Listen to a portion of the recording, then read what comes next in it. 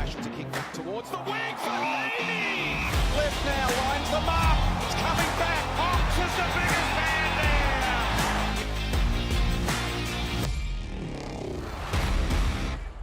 G'day guys, welcome to Red Time. Jared Barker, Mason Cox, back for episode 15 of talking all the latest stuff in the world of footy. Wow. Little getaway in the Gold Coast with the fam. How was it? Yeah, I had the brother in town. So I actually had both brothers in town 2 weeks ago, and then one went back and then stayed up there for the weekend with one of my brothers and his wife, which was incredible. Great weather, as you always feel like it is in the Gold Coast. What was the temperature Shorts up there? and t-shirt weather, mate. I don't even know. I'm still trying to figure out the Celsius Fahrenheit transition, so trying to figure that one out. But shorts and t-shirt weather, walking the beach every day, incredible, just elite setup. It's been months since I've worn a shorts and t-shirt together, but we will stay with the Gold Coast because it's not every day a team goes goalless in the first half, Mason. So I need to dive into this a little bit with you. Not to be too reviewy on today's pod. We are going to look forward. Stab in the back to start off. Thanks, appreciate that. Yep. Well, you said last week you're a realist. I'm a realist. I'm just dealing with the facts, and the facts are... You played forward over the weekend. You did not score a goal in the first half. Let's talk about it now. Yes. Only the second ladder-leading team in champion data history to be goalless at halftime. So, remarkable circumstances that game was. Can you just take us inside the change rooms at halftime? What's the team address like from the coaches? What are the chats like when you do go into the break without kicking a goal? Yeah, I mean, it's not the ideal situation you want to be in as a club, obviously. And we were kind of, we had a few set shots we missed, and we had opportunities to get on the board, but just wasn't able to convert. And we ended up, I think, in the second quarter, putting a person behind the ball just to try to stem the flow a bit, and that helped out quite a bit for us to kind of regain a bit of the momentum of the game. Yep. Halftime, it was kind of you might fix one or two things, move some players around. Obviously, Josh Takeoffs had a really good game, and we moved him into the middle and just kind of floated a few different magnets around, try different things because it wasn't working. And I think realistically, we just kind of said, look, we've had a bad half of football. Yep. There's no denying that. And this might happen every once in a while, but this is not a consistent thing. This is a one-off kind of thing, and it's going to turn around. It's going to turn around quick. So I think for us as a club, we had this understanding and belief that it was going to turn. It was just a matter of time. And once the second half came around, one thing had to go right, essentially, and then it was like, all right, all gas, no brakes here. And we're just going to absolutely floor it forward. And we were, I think, up with maybe 10 minutes left in that game. It was 10 minutes to go when you hit the front. 6 points, I want to say. Yeah, and then Noah Anderson just took the mickey out of the middle. And I know, that was tough to see. Good That was player, tough though. to watch. It was like to watch him, though. There's nothing more depressing than seeing them just stream out of the middle, bang 1-2, kick a goal within 5 seconds. You're like, let's go funny. back so and you do it guys again. hit the front with 10 minutes to go. They kicked 2 quick goals as well, and then there was no score for the rest of the game. So it's quite funny how it all worked out. They would have gone to lockdown mode, I'm sure, once they went up 2 goals. Understandable. That's usually how game plans work. So, not ideal to go scoreless, not scoreless, but goalless in the first half. But I think for us as a club, we kind of looked at that second half, and that's more of how we want to play, and I think our identity as a club. So we look at that as a positive of what kind of damage we can do in a half of football, and try to take that and move on. Well, unfortunate result for you guys, but probably the biggest win in Gold Coast's history. What was the energy in the crowd like? Could you feel that it actually meant a lot? It meant a lot for both teams, but how much it really meant for Gold Coast and footy in Queensland, I think, as a whole. Could you really feel that? Yeah, 100%. It was kind of weird because whenever we travel, the majority of fans at those places are Collingwood fans. Yeah, that was the case at the Gold Coast. But there was Gold Coast fans there, and more than I'd ever seen before. So, credit to the Gold Coast organization for putting this whole event on. It wasn't just football, believe me. Before the game, you're not calling them bandwagoners, are you? Now that they're winning games, they're starting to show up. I'm all for it. I don't care how they get them. Look, I'm just happy the fans are going up there, right? But they had all these kind of different activations and fireworks, and I was like, this is a vibe a bit. What was happening with the water rockets? The jetpack water guy? Yeah. I was sitting there doing warm-up kicks, and all of a sudden I just see this guy just go shooting through the air and just hovering. And all of a sudden he's doing full flip over flip over flip over flip. And I'm like, what in the world am I looking at? I'm so confused here. It was unique. I loved it because obviously Gold Coast is a different place. It's an entertainment place. It's where people go for holiday. They have all the different theme parks and things like that. So it kind of fitted into the vibe of the Gold Coast. I mean, they wear a pink jersey. It's just different there, right? And that's cool. It's just something that's unique. It's so Queensland. Separate from the rest of the clubs, right? And I think like them doing that, I was like, cater to your audience. Yeah. Those are the kind of people that are there. Like, give them what they want and what they kind of deem to be entertaining. So they were doing that, and it was going well. There's so many people that were talking about it after, and it was just so different than what you would see at the MCG and different places around Australia. And I think you just own it. As Gold Coast, own the fact that you are different. You're going to do things different. People might make fun of you at times or whatever, but like as long as your fans are being entertained and coming back week after week to support your team, who cares? It's just going to become your identity. And you know what? Like there's going to be a certain point where the tide turns and people are going to be more interested in the fact that you are different and want to go see it because it's different. Same as Gather Round. Was it only pre-game and like during the breaks that old mate was flying up on water? Yeah, it was. I don't think it was during the game. I didn't notice it during the game. Yeah. Maybe halftime where we were inside. Maybe I don't know. But Were you- he had like a full light up suit. Like the thing was a neon suit. And I was just like, and then fireworks were going off behind him. I was like, I'm supposed to be warming up. I'm not gonna lie. I sat there for about 30 seconds. So I was like, I'm interested. Did you make comments with your teammates? Oh yeah, I was looking at what the hell's going on behind the stands? You're like, what in the world? He was doing like 8 flips in a row on the thing. Credit to him. It wasn't like he had a pool below him, but if he missed that pool, that's a decent drop of four stories probably. Yeah. So you got to be pretty talented to make sure that safety wise you're going to be okay. Think about entertainment at stadiums and different activations that clubs and events put on. I never thought I'd see man floating on water and flying in the air with the jetpack. I respect it. I mean, Carlton did like a blow up, like I don't know what you call it, driving car, like the hovercraft. The hovercraft. Do you remember that? That was terrible. That went very wrong very quickly. I mean, usually clubs just do like the fan cams and all that. Yeah, they do like the sprint, like what's the guy, Mr. Freeze? You know, you got to catch Mr. Freeze and stuff like that. Like I like that. That gets people interested. People will know what that is. People watch it whenever the downtime is there. I think there's definitely a huge scope for the AFL to include things like that to be able to get people still genuinely interested, talking about different things that happened at the game. They're outside of the football game, and yet a lot of it's entertainment for kids. Because kids have a really short attention span. And if you can say, hey, Mr. Freeze comes at halftime, we got to make sure that we stay for that, or three-quarter time, or after the game, this is happening, and the kids are excited for it, then it allows them to stay for the whole time. The parents can enjoy the footy, the kids can look forward to that, and everyone's happy. And it's the right age demographic, I think, to target up in the Gold Coast for sure as well. Let's get into some of the news of the week. So Tristan Sherry was offered a 3-week ban by the MRO for careless high contact that's concussed Tom Sparrow. North challenged it. The ban was upheld at the tribunal, which was held last night. Did the tribunal get this decision right? And as a player, are you left more confused by this, or do you understand it? I think so. I think it's pretty understandable. Like it's a tough position to be in. I think for Tristan, He's pretty stiff. Well, yeah, but I mean, like the visual of it was pretty bad. Like he was knocked out cold right away. And I think anytime you see that, like for me, it gives me a bit like I feel a bit uncomfortable even talking about it. Cause it's just like it's quite distressing to watch. Yeah, especially as a fellow essentially employee of the AFL, you would hope that they try to minimize that as much as possible. So I understand the 3 weeks. For Tristan, it's like a bit awkward because he's kind of going one direction and the other player's going the other direction. You really have less than a half a second to really make a decision of tackle, move out of the way, whatever it is. Seems like a bit of a reflex, right? I don't think he had any malpractice in that sense, like trying to hurt him in that way. But that's just kind of how it happened. And I've had times, as a ruckman, you realize that like your hand's above your head trying to get a hit out, and then all of a sudden you're trying to tackle someone at someone else's waist, which is lower than usual already. It's tough to be able to kind of get from one level to another level. And then, essentially opposing momentums, it's getting less time to be able to make that decision. So, unfortunate. As ruckman, you do realize that it's better just to get out of the way as an opposition comes barreling with its head towards you, because it's just going to be a high free kick. So, a lesson learned by Tristan, I'm sure. And like I said, I don't think he meant a ton of malice, and I hope Sparrow's okay. But yeah, as a visual, wasn't a great look. No, it didn't look good. But I would put this almost, because it's graded as careless conduct, high impact, severe, high contact, severe impact because of the concussion. I would almost class this as clumsy instead of careless, just because of, I don't know, the way, maybe it's the way that his arms were flinging around. Like you say, you go from high to low as a ruckman. I just think, you can't outlaw concussion from our game. And I get that you got to protect the head and, we need that sort of balance between suspending someone. But I don't know if this was, as you say, it wasn't malicious. It was clearly an accident.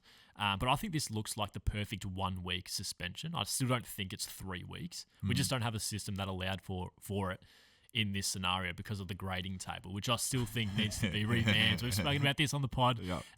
Tom Hartley and Greg Swan, I believe, starts his new role at the AFL next week. So I think this will be on the agenda for sure, moving into 2026 to really get the table of offences just rejuvenated a bit. I don't think it works to assess every single indiscretion with the one table. I think, you got strikes and trips and high bumps and dangerous tackles. I think you need a different grading table for each different circumstance. I think they originally had the idea of doing it, and I think there was good intentions in doing it because they thought it would provide clarity for like the media and fans in a sense of saying like, here's a grid, here's where you can go, say concussion, not, intentional, not, all these kind of things to be able to get an idea of probably where it's going to land rather than all of a sudden that 3 weeks, some people might think it's 7, then other people think it's 1, and there's no real in between. It's just been thrown out of whack because of concussion and now the lawsuits that are hanging over the AFL's head and needing to take concussion seriously, which we should do. Yeah. It's just made it all the more confusing because I don't know if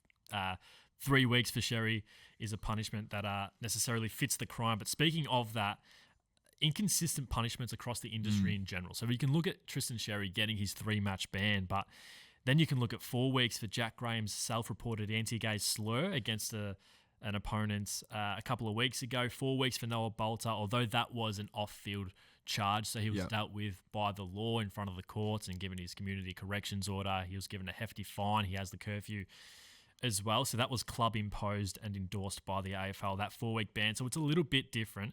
Harley Reid offered $10,000 as a fine for tripping Travis Spoke on the weekend, which I think should have been a suspension. Wild. It was actually his third offence. That's why it's $10,000. He accepted just over $6,000 with an early plea. 5 years for a fan's poor attempt at a joke. That text that was directed That was wild, to Michael Voss as unnecessary. well. I don't know. I know that all of these incidents are different. I don't think we need a blanket ban. I'm not comparing any of them to each other, but have we reached a point now where the system for suspensions in the AFL just doesn't really make sense anymore? Well, I think it's just so dependent on the different scenarios. Like you look at, I think of like the umpire contact thing, right? Yeah. Talking about suspension. Adam Shearer copped his $5,000 fine. Yep. Yeah. So like they're looking at suspensions and like fines and stuff depending on the third contact with an umpire and things like that. And it's like Harley Reid's had 3 tripping fines? That was his third and he hasn't been suspended for it yet. It's like I feel like if you've done something 3 times, the third time you should be going, hey, we understand you make a decent amount of money, like, and maybe this isn't incentivizing you enough. The third time we're going to lay down the law and say you're actually going to miss a game because of this. It's not even that. It's just tripping in general, though, right? Yeah, so I mean, I played dangerous, soccer, so I did some dumb stuff. When I first came in here, I was like slide tackling people, like, come at me, baby. But you're wearing shin guards, right? Well, So I still am as a ruckman. Yeah, so exactly. there is So a little someone bit can of that. trip you, it's okay. I'm okay with that. Yeah, So I'm used to it. 'cause I Harley, play there are soccer, players but- that you can trip, and there are some that don't. Yeah, want come at me, Harley. Come at me, brother. But no, I think like whenever you do something for the third time, you kind of look at, yes, you can continually find more money each time, but I think there's like third or fourth offense. You got to look at actually suspending people because that not only affects the player, but affects the rest of the team. And that more than anything, more than money and everything else, is what's going to make a player actually behave, I think. Yep. Because they don't want to let their teammates down. They don't want to put their team in a precarious position because they can't play because of something they continuously do. It's like you want to teach them to do the right thing, you enforce the law after the third time. Yep. Yeah, I think it's just more about the optics for the AFL. Especially when you look at the And you have 5, to the understand 5 years that for as the a company. fan. 5 years? That seems way too over the top. I know that they need to take it seriously because the word murder was used and wanted initially as death threats, but even Victoria Police didn't take it seriously. They didn't want to pursue it. So 5 years for a poor attempt at a joke, I think is way too hefty. And this is where I get to the optics of it, right? Because the AFL can't be seen to not dealing with something like that seriously. Yeah. So you can probably see why they have given him 5 years. I think it's way too much, but I think there's probably chatter not between just the AFL and the fan. I think there's chatter between the MCG, who's hosting the event, who puts up on the scoreboard to say, hey, any disgusting antisocial behavior, whatever it is, call this number. They don't want a flood of just random stuff that they can't take seriously. They think is a joke here and there. It's like, no. We need to make sure that whenever something is said, or let's say, for example, if someone saw a gun at the MCG, that the first person that texts that hotline, they're going to be able to get to, and they're not flooded with just random people saying stupid stuff to them. Like, and I understand that. It's like you need to be able to have that hotline as something you go to say, this is a serious situation. We need to handle this right away. Yeah. So I think that side of it, of laying down the law for that fan for 5 years, I can understand, because it's not only it's the MCG, it's the AFL, it's the clubs, it's the players, it's everyone that's involved in the league and in the industry saying, hey, take our stuff seriously, and whenever you come to a game, you're going to have to follow our guidelines to be able to watch this, to make sure that everyone that's involved is safe. Yep. Before people make a mountain out of a molehill, I'm not defending the fan. He still did the wrong thing. He did the wrong you thing. Shouldn't be saying shouldn't things be 5 like years. that. I just think 5 years is a little bit too much. But I think, it comes down to transparency. Yeah. Just tell us how you get to the decisions, because it just seems like they're plucking numbers and weeks out of thin air. But I think the more transparency we have, the more we'll better understand how the AFL actually comes to these decisions. So transparency. They should just host a press conference like teams do once a week. Yep. That'd be good. Andrew Dillon has to sit up there and I think the media umpire, asks the questions. I reckon umpires should do that as well. Like, you know how the coaches do post-game press conferences? Yeah. I'd love for the umpires to do one as well. Oh, gosh. I mean, that will never happen, first of all. That will never happen. I know, but I do think that, because clubs do it once a week, they do a press conference, right? Yeah. For a coach. Yeah. It's like, why can't the AFL do a press conference once a week to explain everything that's happened? And it doesn't have to be Andrew Dillon. It can be associated to someone else that says, hey, I'm going to front up and be the face of this. Yeah. Maybe it's the head of umpiring one week, because that's the heavy question. Maybe it's the tribunal person the next week, because that's something that's big that happened that week. You can shift around the different faces that do it. But I think you host it to say, hey, media, you have questions. We're going to give you an opportunity to get those questions answered on, a Thursday or Wednesday afternoon. Yep. You're very innovative, I'll give you that. Another unsavory topic, so racist DMs and ongoing online abuse. So Jace Burgoyne, it sucks that we have to talk about this, but Jace Burgoyne and Nasai Wanganeen Malera called out racist abuse after round 18, sharing screenshots of messages that they received online. Firstly, what's your reaction when you see this happen again, and what steps do you think should be taken to better protect players from online abuse? Yeah, it makes my blood boil. It really does. I don't want to cuss on this, but it does frustrate me. Yep. I think it's just disgusting behavior from fans, and no player deserves it. No player, makes enough money to deal with this. I don't care how much you think we make and how much you think too much that we make. No one deserves this in life, like to have to deal with this. It's just frustrating, and it continues to happen. And I think there was something I put out, I want to say it was the Eddie Betts Foundation put it out, and he was talking about how Eddie Betts consistently for over a decade has had to come out time after time after time to be the face of people, telling people to stop doing this.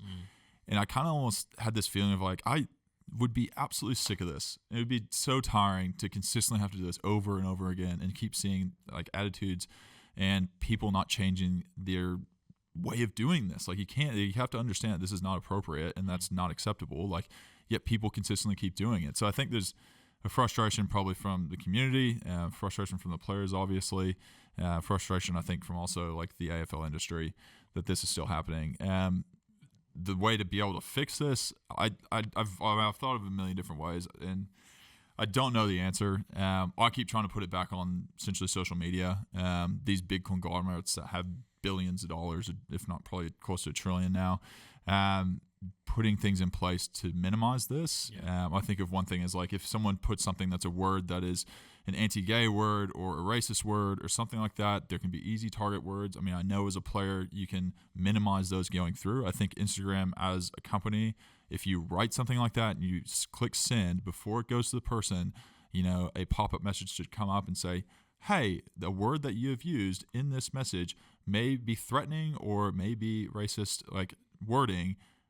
This is what you could possibly be faced with, from a fine, from jail time, whatever it may be. Essentially a filter system of words. Yeah, and words. It pops up and says, are you sure you want to do this? This is the consequences if this is deemed to be inappropriate by the person and by everyone that's involved. These are the legal sanctions that could be put on you. And maybe it won't stop everyone, but I guarantee it'll stop a few people from sending that through, going, oh shit, I could have 5 years in jail for this.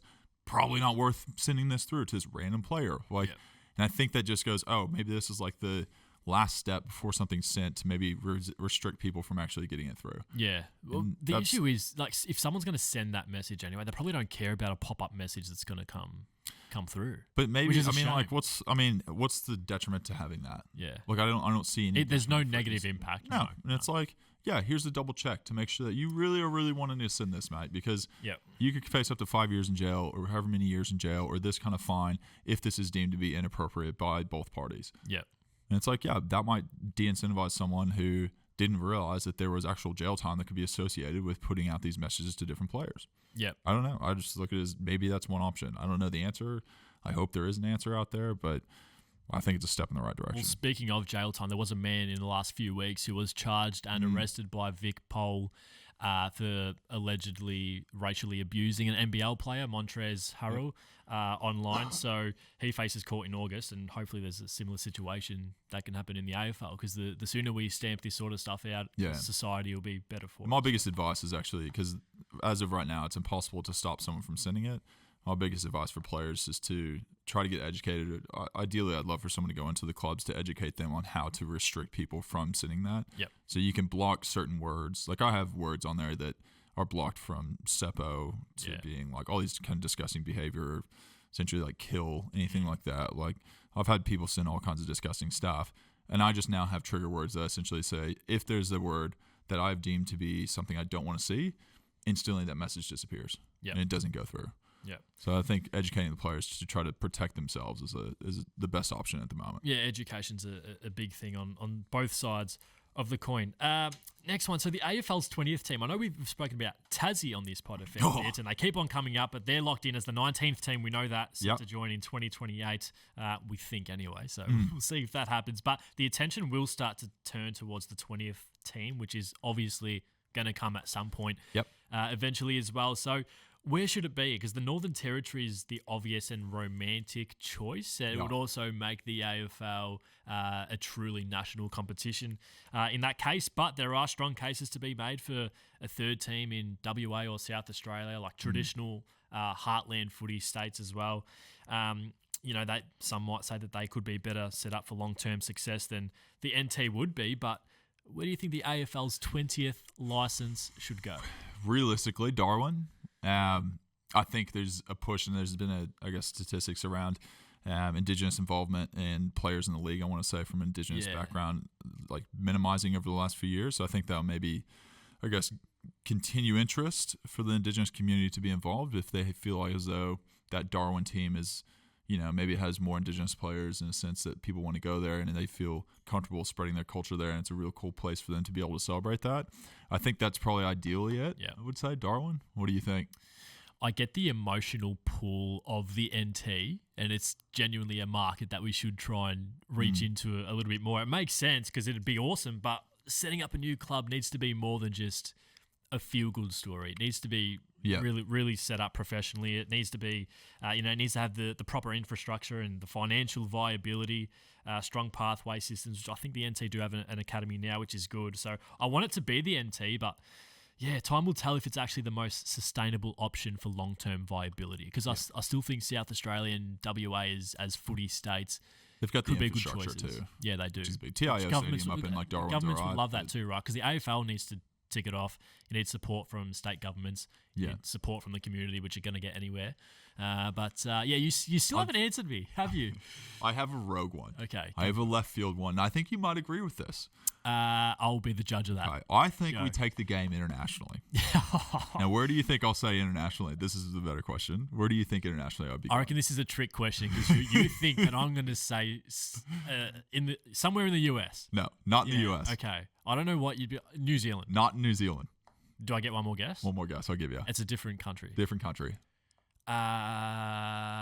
China? No. Bali, baby. I'm telling you, Bali. you put a team in Bali, you'll have every single player in the AFL rolled up there. You tell me the Bali Geckos, an AFL team, I think that already exists up there. Make them a 20th team. Did you say the Bali Geckos? The Bali Geckos was a team, I want to That's say. good. There's a team up there, I think, called the Bali Geckos. They, make them a real team. Make them part of the AFL. Every team's going to love going up there to Bali. Spend 3 extra days of holiday. Enjoy your time. I think you'll be able to get a few more people willing to go to the Bali team than obviously Tasmania. I'll tell you that. What colours would they wear, Bali? Dude, anything and everything. Who cares? Make them tropical. Make them like the tropics. The Flint, Michigan tropics of the AFL. I did not expect that answer. That's it. But I welcome it anyway. I think it's the best option. An AFL team in Bali. The Bali AFL team. We already tried Shanghai. We tried taking a couple of games there, but I don't think the infrastructure is going to be any good there. But I think we're all accepting of that. Not sure if they have footy overs that you could play at. Few clubs coming back with Bali Belly, but it's okay. It's all part of the experience. It's all part of the experience. Let's see. We'll see where this goes because it's obviously going to happen. So memories. Hear it, Andrew Dillon. You heard it here. Bali, the 20th team. The WA Footy Commission is going to push for this. So maybe the Bali, what do they call it? Do they have a footy commission up there? I have no idea. Hopefully they do. Let's push on to Don't Be Surprised If. Now, bear with me here because this is a big bugbear of mine. Mate, this is like wild.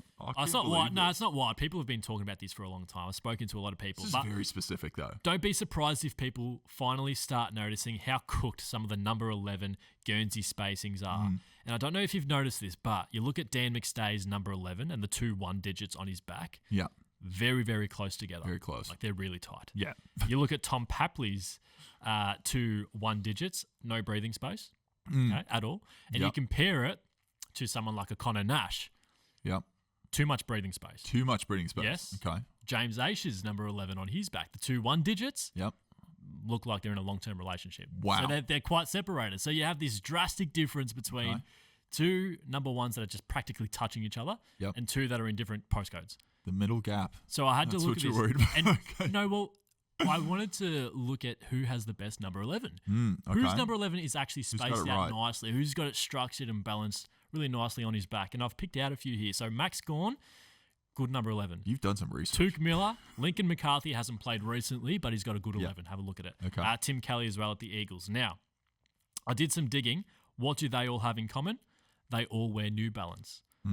So I thought this was a club-focused thing. I would have assumed that clubs, I don't know the proper process here. I don't know if you do. If someone out there does know, let me know because I don't know what the answer to this is.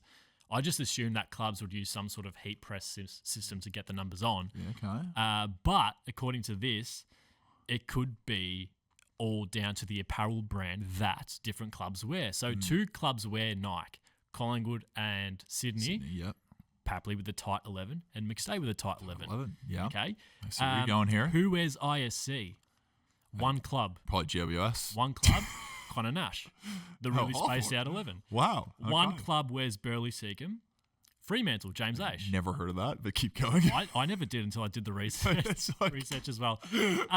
So no, my conspiracy, it's not a conspiracy, but it obviously comes down to the manufacturers, which I never thought it would before. But you'll notice this now. They all have different spacings in the 11, and they are very, very drastic. From the no breathing room to too much breathing room. I just wanted to put that on the agenda because you'll notice it now. Oh, I can't unsee it now. You got to ask Dan if he likes his tight 11. I'll ask him. I'll ask him this week if he likes it tight. He likes it tight. Does he want more space in there? I don't think we heat press anymore, though. Nah, it might be an old day thing. I think that's an old school way of doing it. I think it does come direct from the manufacturer. So I think you're onto something. Yeah. I think you're onto something. Yeah. Never noticed it. It is never noticed it in my life. It's the niche footy topic that I'll die on. This is a real rabbit hole on Reddit you went I'm through, sorry. didn't it? There was no Reddit, but there was a lot of Getty image searches. A lot of Getty image searches for these picks. But anyway, you'll notice it now, and I apologise because you won't unsee it. That's interesting. What do you got for me? I like that. I don't be surprised. Obviously, played Gold Coast this week. I'm going to say it's really rogue saying this. Gold Coast is going to have more members than half the AFL clubs in 10 years' time. More members than half the AFL clubs. Half the AFL clubs. So last year, I think they had 26,000 members. I'm not sure what the average lowest in the is. AFL. Yeah. Average would be up 60s. Up 60s. Okay. I think they'll get to 60s in 10 years' time. This is a decent amount of time for them to be able to sort it out, right? Yep. So I think they will have success. They'll need success in the next 10 years. Yep. I think that will definitely be a thing. It's all because of Water Rocket Man too. Some might say he was the launching platform for this. But I think there is a big generation that will be moving up to the Gold Coast in the next 10 years or the area, Brisbane, Gold Coast, all that. And those people, the one thing I did notice while I was up there, I've never seen so many people interested in football in all the time I've been going up there. So it is working. It is happening. There's interest. Now, converting that interest into memberships, different challenge. But I think if you have success with that team, you look at GWS, I think they're 30,000, a little bit over 30,000 maybe members. In Gold Coast has never made finals. GWS has made prelims, made Granny? GWS, they lost to Granny. 2019. They've had success, you could say. and Gold Coast is yet to make finals. So once they start making finals on a consistent basis, I think they'll gain 20 to 30,000 probably in the next 5 years, maybe in 5 years' time, I'd say. And they'll be up there with some of these teams that are, in the middle of the pack as far as memberships. Yep. I like it. I don't know if that's a crazy thing to say. No. Hopefully that does happen, though. And like we said, it's all due to Jetpack Man. It is, yes. Jetpack Man's I wonder what what commission he takes out of the next decade. Not much. As long as he keeps showing up, though, we'll be happy. Don't be surprised if the Dogs upset the Lions at the Gabba. Just both really high-scoring teams. Big game for the Bulldogs too. Huge. Well, for both. But, they're ninth at the moment. Their biggest loss this year is only 22 points. Really high-scoring team. Yep. A lot of pressure from the media this week. I just reckon Bevo's going to get them really fired up for this. It's going to be a high-scoring game, so I reckon they can silence their critics. I wouldn't be surprised if they do. I'm still tipping Brisbane as the home team, but I can see the Dogs winning it. High-scoring game. They're not going to be that far off. Brisbane used to be the fortress up there. They've had a few kinks in their armor this year. Yeah, they've had a few losses up there. Still a good team, but still a good team, still good at home, but not as dominant as they were in previous years at home. So there's definitely a chance there. I've got my last one. Don't be surprised. I hate to say this because I'm kind of a fan of this team, but I'm looking at their list and their rest of the games they have, and I think Hawthorn's going to miss the 8. They're going to be right. It's 14 wins to make finals. Yeah. And I think there's going to be probably 3 or 4 teams that'll be in that 14 wins. Yep. And it's going to come down to percentage, and there's a very high probability that they are going to be just outside of that, which would be super depressing. Do you do a ladder predictor? Do players do it? Because fans are all over it. But I think, I have a general idea of who's probably going to make it. Yeah. Right. But you still have to do the ladder predictor. Do players? Maybe next week. Maybe next week we'll do the ladder Do you know predictor. of any players that actually do it? No, I mean, I don't. Yeah, no. No. I think because anything that has to do with betting or gambling or kind of where things land, we just stay away from. It's only on the AFL app anyway. I reckon coaches would. They probably wouldn't tell you that, but they probably would. I can see happening. I see. Whenever you get to the last 3 games of the season, if you're making finals, I think you start prepping for who might be your first round. So you start doing a bit of detailed kind of analysis around some of those teams that might fall into that category. Yeah. In the top 4, I feel like it's pretty well known right now. Gold Coast game in hand, I reckon will sneak in. To the top 4? Gold Coast, yeah. My top 4. To the top 4? Yeah, I got Geelong, Adelaide, Collingwood, Gold Coast as my top 4. Wow. Yeah. That should have been your don't be surprised. Because I'm surprised by you being I've been saying it for last 2 months that Geelong, Adelaide will be top 2. Not to say that they're not a top 4 team. But anyway, we should do a live ladder predictor next week on the pod. I'm down for that. Hawthorn's last few games, we got Port Adelaide, Tasmania, Carlton, MCG, Adelaide at Adelaide, Collingwood, MCG, Melbourne, MCG, Brisbane at the Gabba. I think they'll win, 1, 2, 3 of those games, which gets them to 14. Yep. So which could be enough. Could be enough. Might not be. Will depend, I think, on percentage. Yeah. Hate to say it because I do love Hawthorn. You guys have a big game against them coming up too. So it'll be interesting. We look forward to that one. Mate, that's all we have time for today. Thanks for your time and go well this weekend. Thanks, Bella. Appreciate it. Everyone at home, thank you for listening or watching. Enjoy the footy and we'll speak to you next time.